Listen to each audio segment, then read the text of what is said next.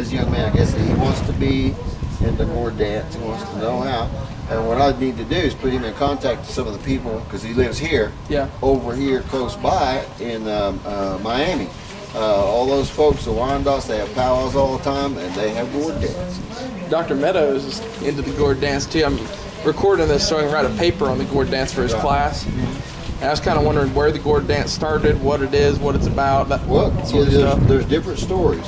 Yeah. You see, there's different stories. I was telling you the Kyle story, or telling him the Kyle story, but there's actually the Comanche story also. Yeah. And the Comanche story was that there was a battle between the Comanches and the Cheyennes and the Arapahoes, and they were pretty evenly matched, and they battled for days.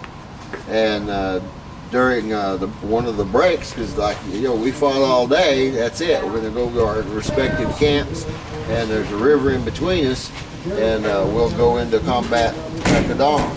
So in the break, these Comanches were watching the Cheyenne and Arapahoes. Well, they'd take a bundle of arrows and shake them, and they'd vibrate against each other, and they'd have that Gourd sound. That's what they were dancing with, and they were singing warrior songs. A warrior society that gathered there. They watched that, they saw that, said, well, we want to have that. So listen, we're going to do that. We're going to copy that. And Mr. Elton Yellowfish wrote a paper on it, just a letter, and he presented it to the Comanche Little Ponies, so that we would know that this isn't just what Kiowas do. Comanches also did this, and this is their story of how it started with them. Now, we don't know how it started among the Cheyennes and the Arapahoes and what they were doing specifically with those arrows, but those arrows are very sacred with the Cheyennes. Yeah, they have sacred arrows. There's like 20 of them or something like that. Let's see. Well, Pawnees, we stole them. Yeah. I think you stole the 2 red arrows or something. 7. Yeah. No, 7. 7? And see, that's why they said to this very day that they're not successful, that they don't have their beans together, they don't have their ducks in a row, because the Pawnees stole their sacred bundle with the sacred arrows. And I don't know that we did or didn't, they just blame us for it. But anyway, that's the Comanche story. But do you have a card? Address, or do I send it to Dr. Meadows? I'll get you a copy of that letter. Okay. Because I retained it, because he presented it to all the ponies, and Little Ponies. When we got that, was a interesting note in history. Okay. Yeah.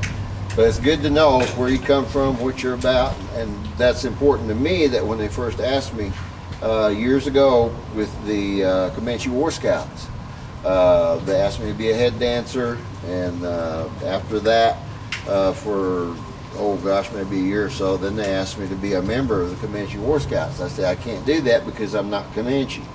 And they said, we have what they call associates. I said, okay, what's an associate do? They said, well, you can come and dance with us and wear the colors and all that. You just won't be a voting member. You're not required to show up if you don't want to. In other words, in name only, you're kind of an honorary thing. Yeah, exactly. And same way with the ponies, and they said, no, you can't vote, you can't be an officer or anything like that within the organization, but you can come and help out and dance with us and that sort of thing. So to me, I thought pretty good deal, because I like the Comanches. I love their people. They're good customers. So it was just one of those natural things that I just fell into. But for me, it's been a blessing, because it literally it helped me lose almost 70 pounds, maybe more than 70 pounds, because I was 265 pounds, and I wore a 44-inch waist. I'm now 34 waist. I've lost that weight right around about 193, like that. But no fat whatsoever.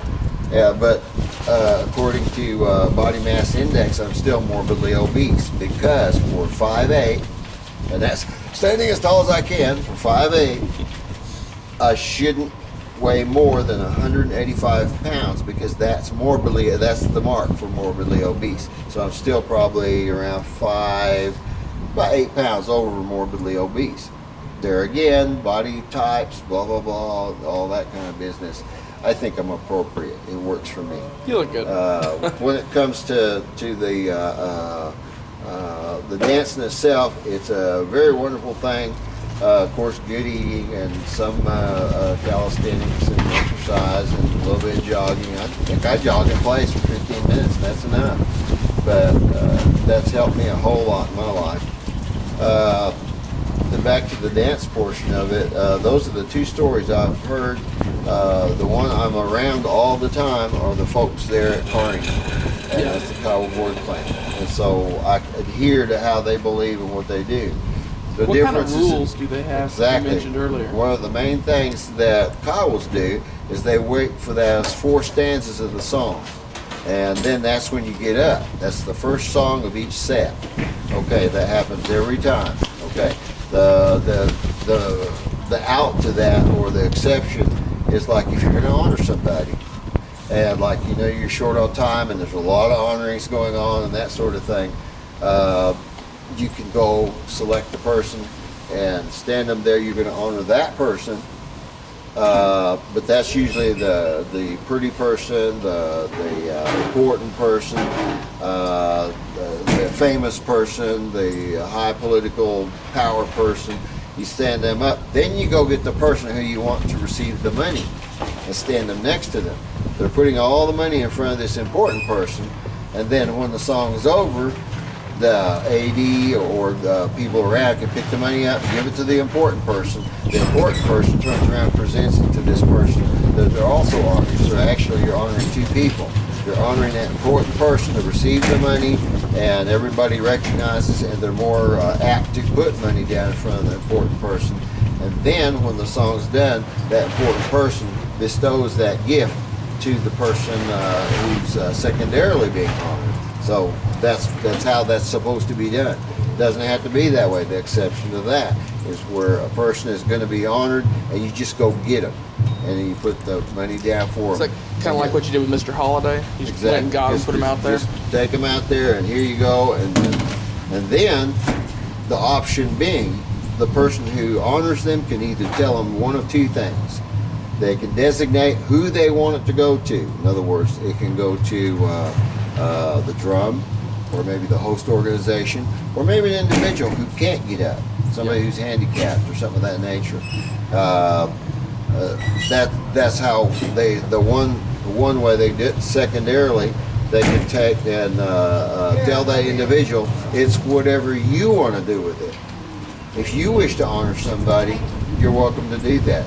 And there again, a drum, the organization, or an individual, their mom, their dad, a child, or they can keep it to help them with their giveaway, to just go around and bless the various people by putting money down for them. So you have that, and that's protocol, how that works. Yeah. Okay, back to where we were.